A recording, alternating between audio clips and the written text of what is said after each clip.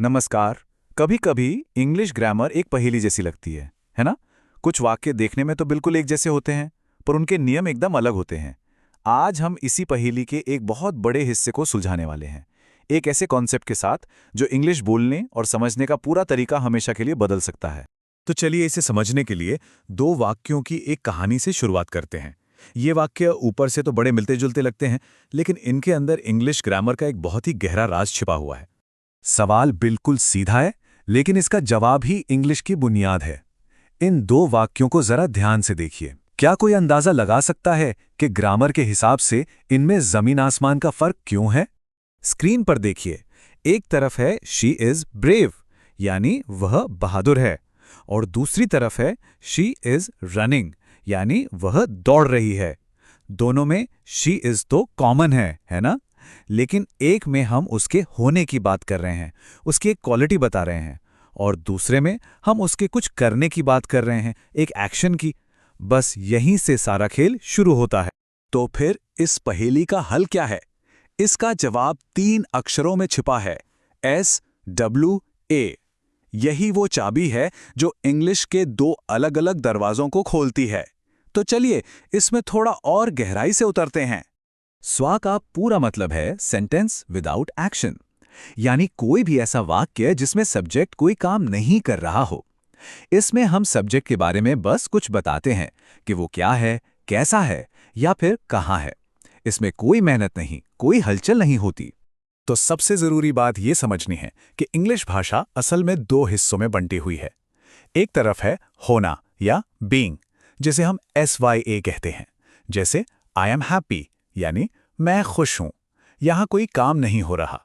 और दूसरी तरफ है करना या डूइंग, जिसे हम टेंस कहते हैं, जैसे आई एम प्लेइंग, यानी मैं खेल रहा हूं, यहां एक एक्शन हो रहा है।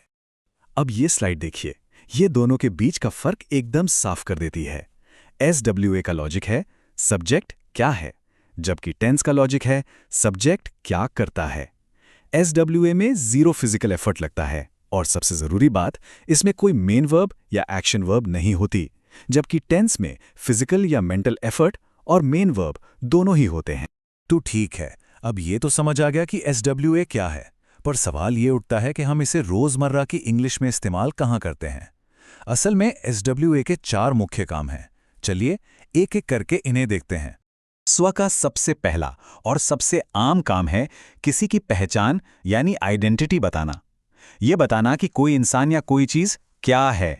जैसे इस उदाहरण में ही इज अ मैनेजर, मतलब वह एक मैनेजर है।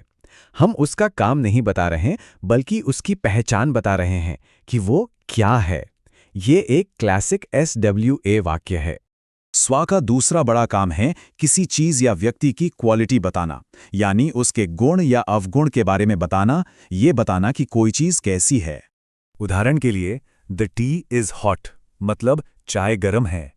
यहां चाय कोई काम नहीं कर रही, हम बस उसकी क्वालिटी बता रहे हैं, ये उसके होने की अवस्था है। स्वा का तीसरा महत्वपूर्ण काम है किसी का स्थान यानी लोकेशन बताना। इसमें हम प्रपोजिशन का इस्तेमाल करके बताते हैं कि कोई चीज कहाँ है। जैसे the keys are on the table, यानी चाबियां मेज पर हैं। यहां चाबियां कोई एक्शन नहीं कर रही हैं, हम सिर्फ उनकी लोकेशन बता रहे हैं। इससे पता चलता है कि SSW हमें चीजों की स्थिति बताने में कितनी मदद करता है। और SWO का चौथा और आखिरी काम है किसी की कंडीशन, यानी उसकी हालत या मनोदशा का वर्णन करना। यह अक्सर एक टेम्परेरी अवस्था होती है, जैसे कोई कैसा महसूस कर रहा है। मिसाल के तौर पर शी इज सैड, मतलब वो दुखी है। यहां हम उसकी एक अस्थायी इमोशनल स्टेट के बारे में बता रहे हैं। वो दुखी है, वो दुखी होने का कोई काम नहीं कर रही है, ये उसकी बीइंग की अवस्था है। तो अब जब हम SOA के 4 काम जान गए हैं, तो चलिए अब इसके कुछ पक्के नियमों को भी समझ लेते हैं, ताकि हमसे कभी कोई गलती ना हो। ये बहुत ही आम सवाल है जो कई लोगों के मन में आता है। हम SWA का इस्तेमाल वर्तमान और भूतकाल के लिए तो करते हैं, लेकिन भविष्य के लिए क्यों नहीं? इसके पीछे एक बहुत सीधा और लॉजिकल कारण है। देखिए, SAWA का काम है वास्तविकता बताना, यानी जो सच में है या था। प्रेजेंट एक सच्चाई है, मैं एक टीचर हूं, और पास्ट भी एक सच्चाई थी, मैं एक स्टूडेंट था। लेकिन भविष्य, वो कभी भी एक तयशुदा हकीकत नहीं होता। वो तो हमेशा एक अनुमान या एक वादा होता है। इसीलिए SAWA का जो मूल लॉजिक है, वो सिर्फ प्रेजेंट और पास्ट पर ही लागू होता है। स्व का एक और गोल्डन रूल इसके नेगेटिव और सवाल वाले वाक्यों में छिपा है।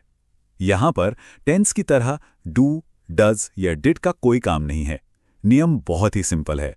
नेगेटिव बनाने के लिए helping verb is, am, are, was, were के बाद नॉट लगा दीजिए और सवाल पूछने के लिए बस उसी हेल्पिंग वर्ब को उठाकर सब्जेक्ट से पहले रख दीजिए। बस इतना ही। ठीक है, हमने काफी कुछ कवर कर लिया है। अब इस सारी जानकारी को एक साथ लाने का और इसे याद रखने के लिए एक आसान टूल बनाने का समय आ गया है। तो पेश है SWA मास्टर चेकलिस्ट। इस चेकलिस्ट को हमेशा याद रखना है। पहला, लॉजिक, क्या वाक्य करने के बारे में है या होने के बारे में। दूसरा, कैटेगरी, ये सिर्फ प्रेजेंट और पास्ट की सच्चाई के लिए है। तीसरा, इस्तेमाल, पहचान, क्वालिटी, लोकेशन और कंडीशन बताने के लिए। चौथा, सख्त नियम, इसमें कभी भी कोई action verb V1, V2, V3 नहीं आती। और पांचवा, नेगेटिव और सवाल, यहां डू, डज, डिड का कोई काम नहीं, सिर्फ हेल्पिंग वर्ब का ही खेल है। तो SVA की ये चाबी अब सबके हाथ में है। इंग्लिश की एक बहुत बड़ी और उलझी हुई गुत्थी अब सुलझ गई है। तो अब सवाल ये उठता है कि इस नई समझ के साथ अपने या अपने आसपास की दुनिया की किस अवस्था या होने की बात सबसे पहले की जाए।